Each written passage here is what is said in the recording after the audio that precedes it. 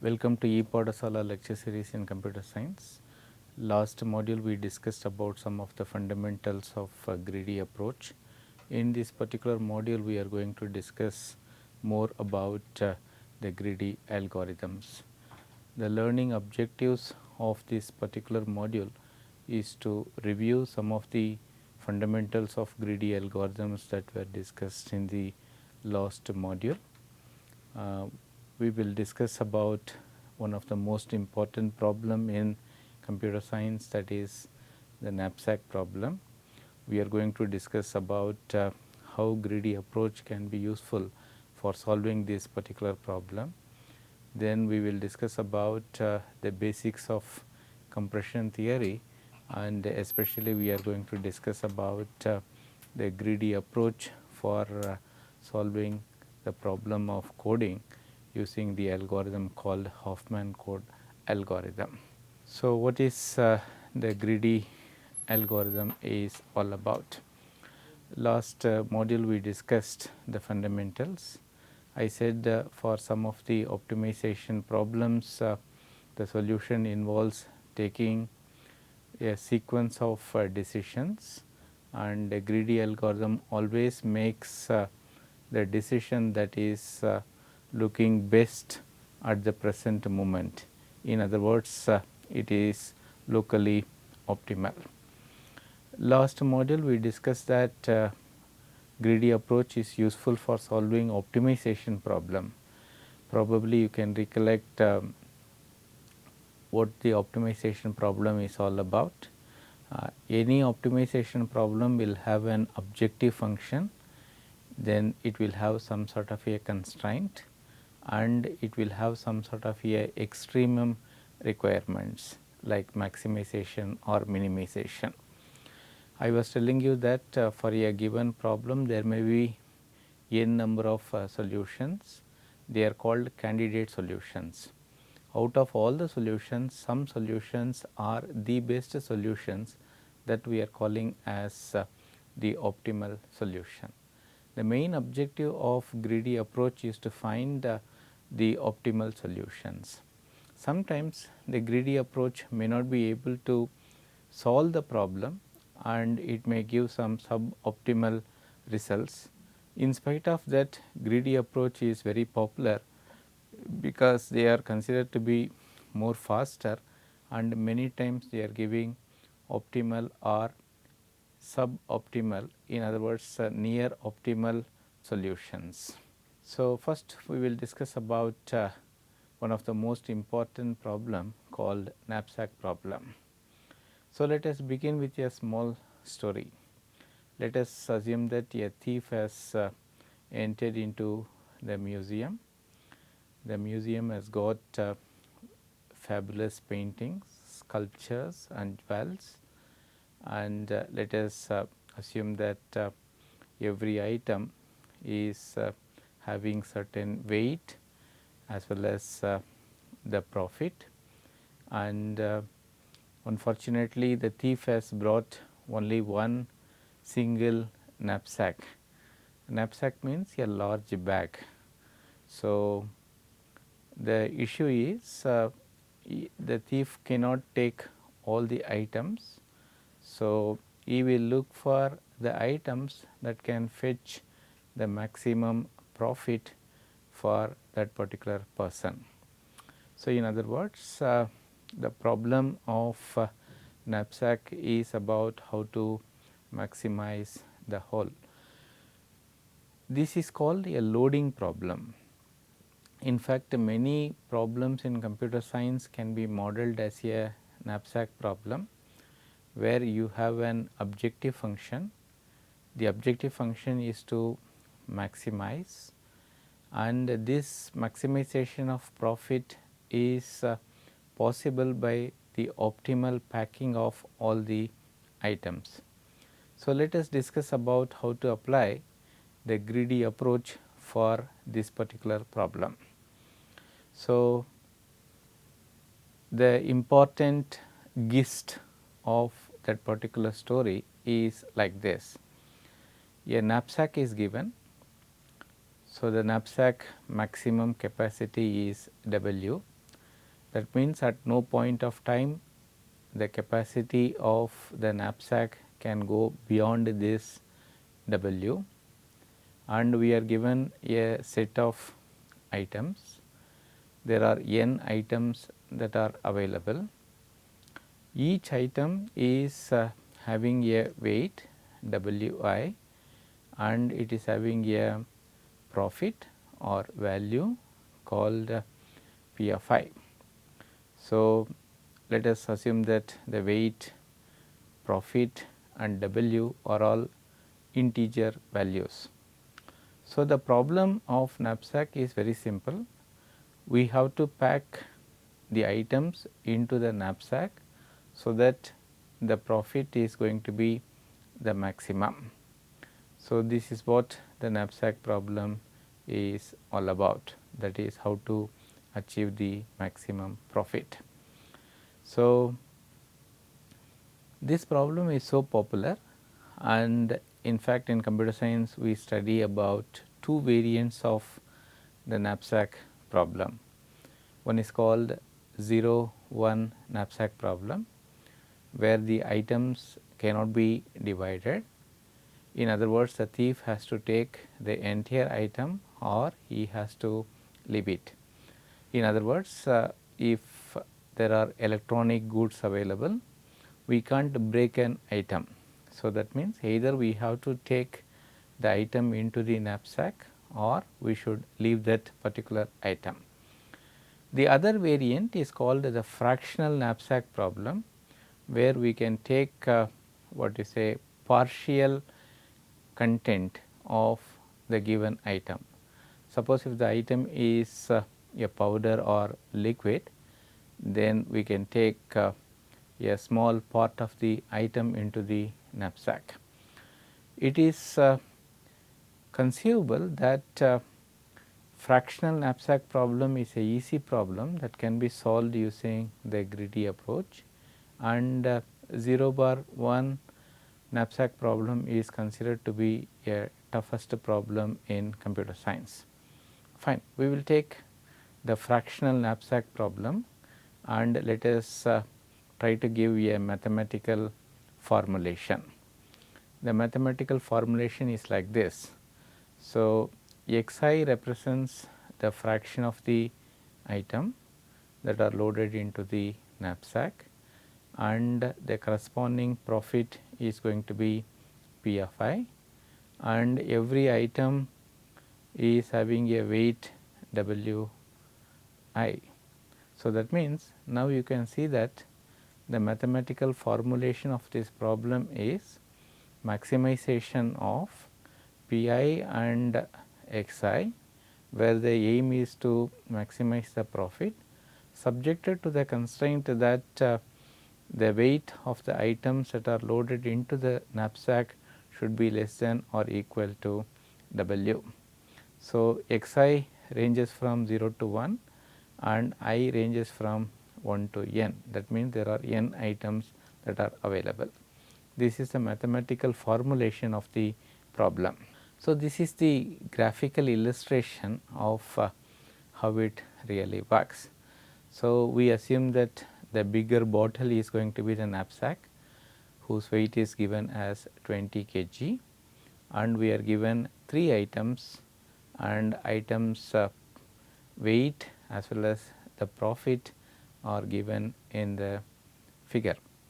So, the knapsack problem is we have to load the items of the smaller things into the larger thing, so that we can get maximum profit.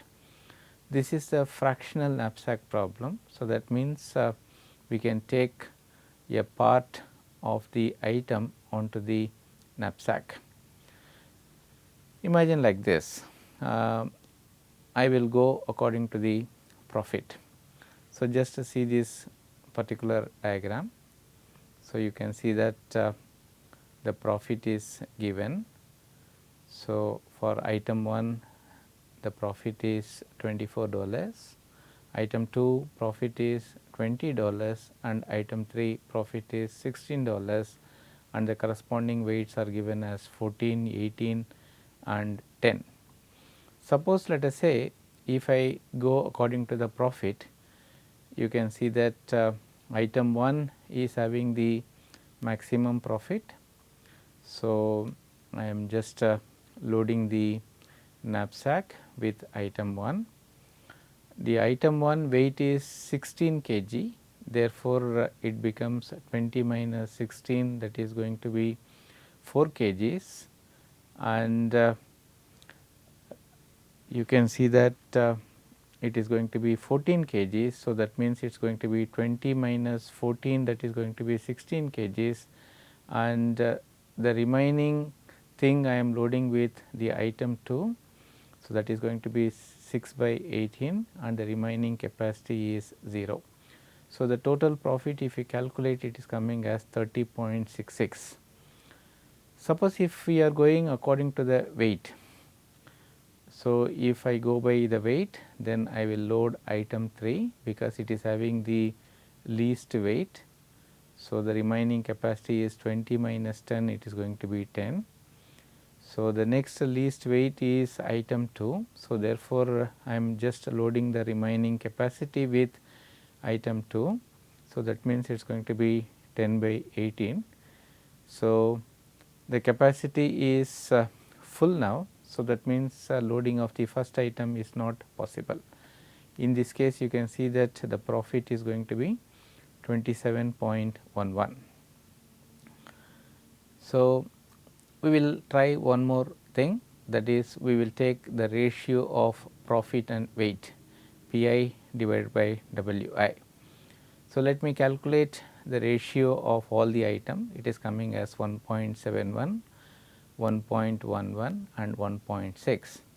So, let me put it in the ascending order. So, that means the item that is having the maximum profit and weight ratio is item 1. Therefore, I am loading the item 1. So, that means 20 minus 14 is 6. So, the next item where profit to weight ratio is very high is item 3. So, therefore, for the remaining capacity of the knapsack, I am filling it with 3 by 5. So, loading of the what you say item 2 is not possible. So, in this case the total profit is going to be 33.6. So, this is a comparison table. So, you can see that according to the profit means it is coming as 30.66, by weight it is coming as 27.11, and the ratio of profit to weight it is coming as 33.6. So, now you can come to a conclusion that the best criteria for selection of item is going to be the ratio of the profit to weight. So, the greedy components are selection procedure. It is based on the ratio of Pi by Wi. Feasibility check is at no point of time the weight should cross the W, and the solution check is whether all the instances are checked or not. So, the informal algorithm is going to be like this. So, I am going to sort the items in the decreasing order of profit to weight ratio. While there is still room in knapsack, I am going to consider the next item and take as much as possible. The formal algorithm is going to be like this. So, you have algorithm, greedy, knapsack, W, then n are items with the profit which is given in the array P, and it is given the weight is given in the array W, and the ratio is Pi by Wi. So, you can see that initially the solution vector is initialized to 0. So, what I am trying to do is I am taking the ratio. So, whenever there is a possibility is there, so I am putting that into the knapsack. So, I am taking the remaining item, based on that I am taking the fractions and I keep on filling the knapsack. So, whenever I am filling the knapsack with the particular item, the corresponding vector is going to be 1. This is the formal algorithm for that. So, this is a small example of how it really works. So, you can see that there are 3 items. So, you have weight profit ratio. So, as we discussed earlier, the best criteria is profit to weight. So, I will compute this. So, you can see that it is coming as 3, 2 and 4. So, you can see that for P3 by W3 it is going to be 4. So, that means I am going to fill that, then I am going to fill with the next one, and I am filling the remaining thing with the next item. So, the profit is coming as 48. This is the answer for this particular problem. So, what is the complexity analysis? So, this involves sorting of items. So, that means it is going to be order of n log n, and if n items are there, the complexity is going to be order of n. So, this is far better than the brute force approach which we discussed already. It is going to be order of 2 power n. Therefore, you can come to a conclusion that greedy approach is far more better than the earlier ones. As I said earlier, fractional knapsack problem is easy to solve, but 0 bar 1 knapsack problem is a considerable difficult task. So, for that we will go for dynamic solutions. One more algorithm we will discuss today as part of this particular module is the Huffman algorithm, which uses the greedy approach. This algorithm is very much useful for data compression. So, compression is a very important topic where we are talking about reduction of size of data. So, by that we mean that the number of bits that is required to represent the data is reduced, and the advantage of this data compression is that we can reduce the storage space that is necessary for storing the files, as well as we can reduce the transmission cost, latency and bandwidth. So, because of this particular reason, compression is very important, and Huffman code is considered to be one of the most important algorithm in data compression. So, the logic is very simple, optimal coding. So, let us assume that I want to transmit 3 symbols ABC. So, transmission requires encoding of these symbols as a code by giving some address. So, that means 3 symbols are there. So, that means let us assume that if I go for fixed length code, so that means I can go for 00, 01, 10 and 11.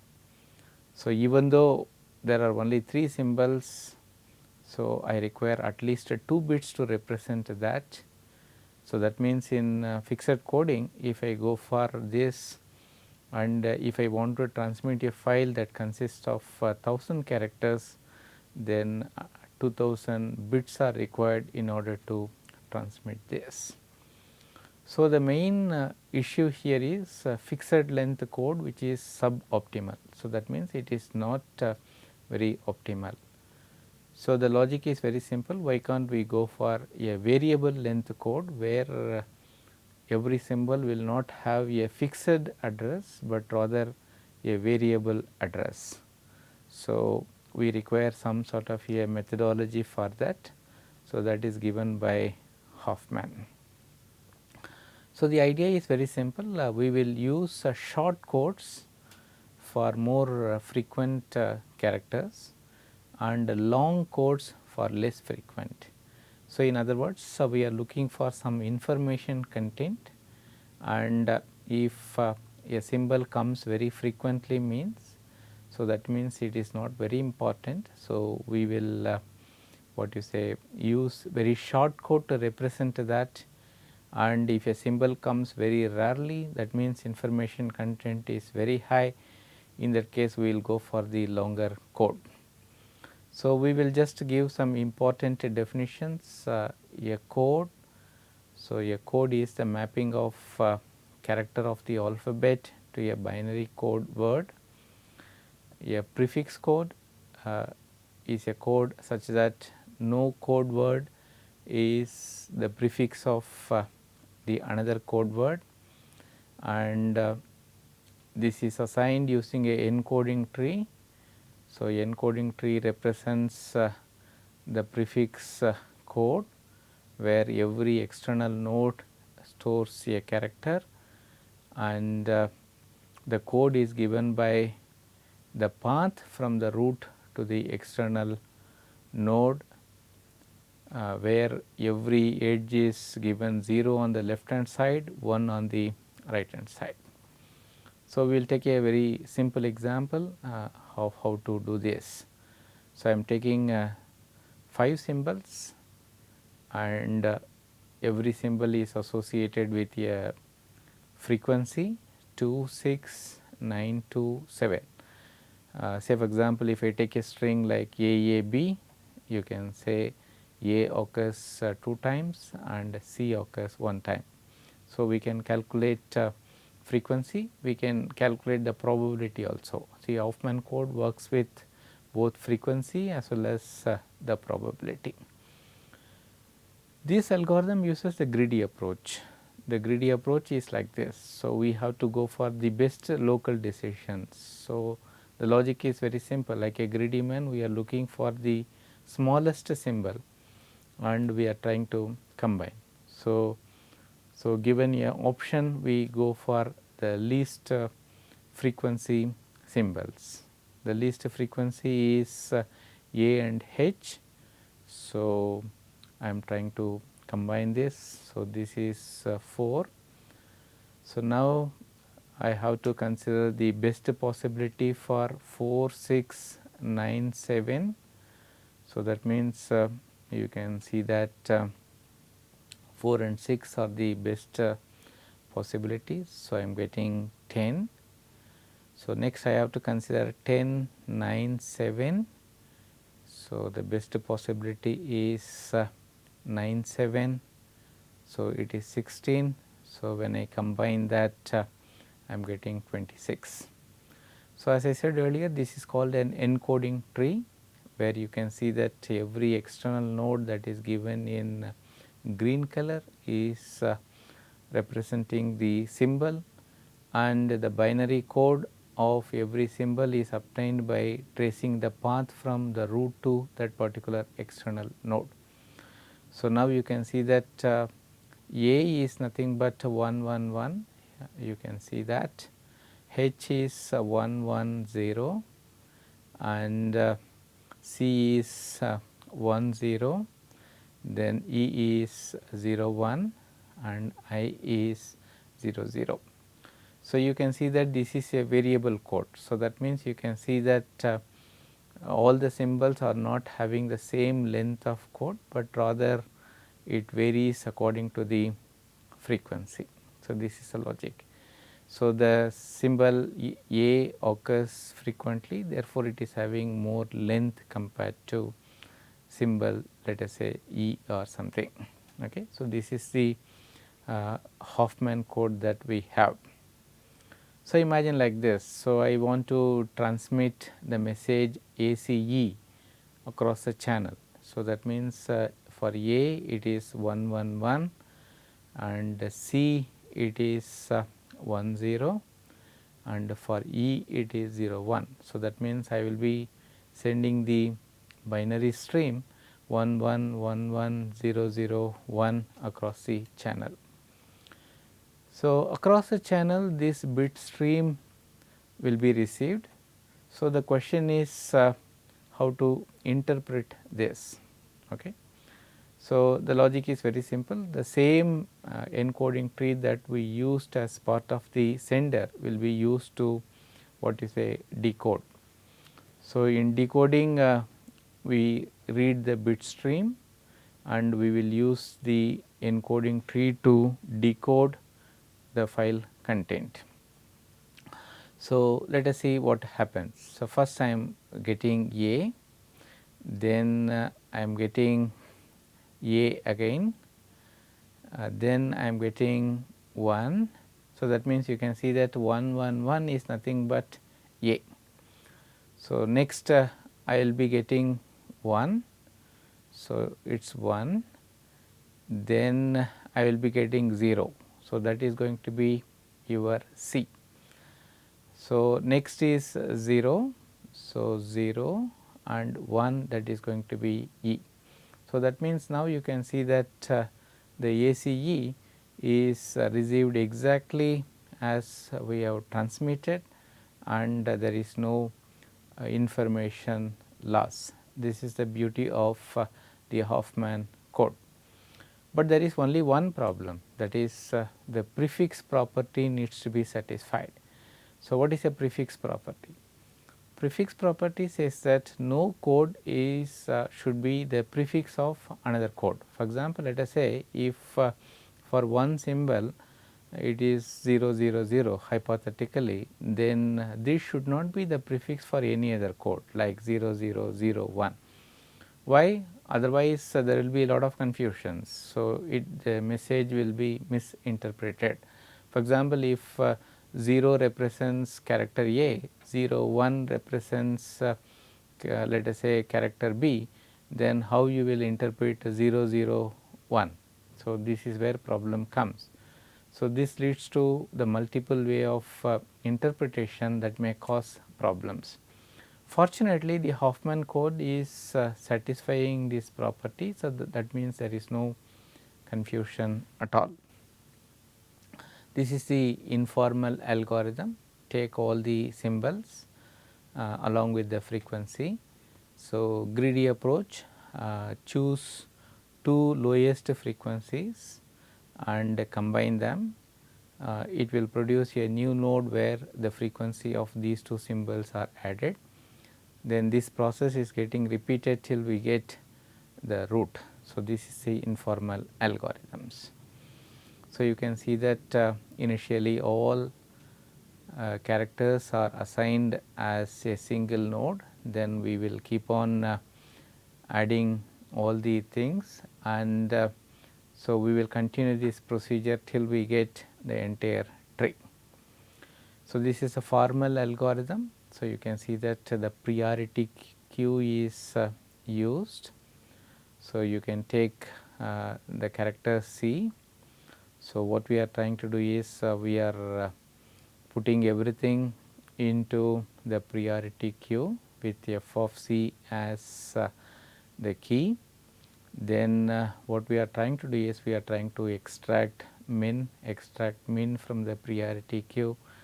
So, two least frequency items are sent as the output, then we are creating a new node, then we are adding the frequency, we are putting that left hand side we are assigning as 0 and right hand side we are assigning as 1.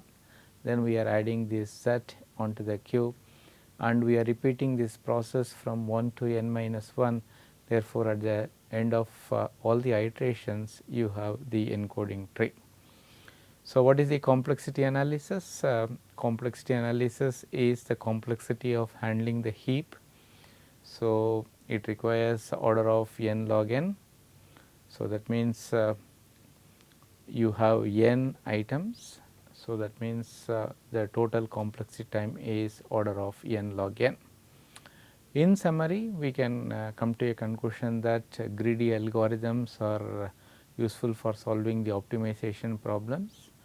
Knapsack problem is very important. Greedy approach is very useful for solving the fractional knapsack problem, and Huffman coding is very effective in finding the optimal code. Thank you very much. Next module we will be discussing some more problems that are coming under this particular category. Thank you very much.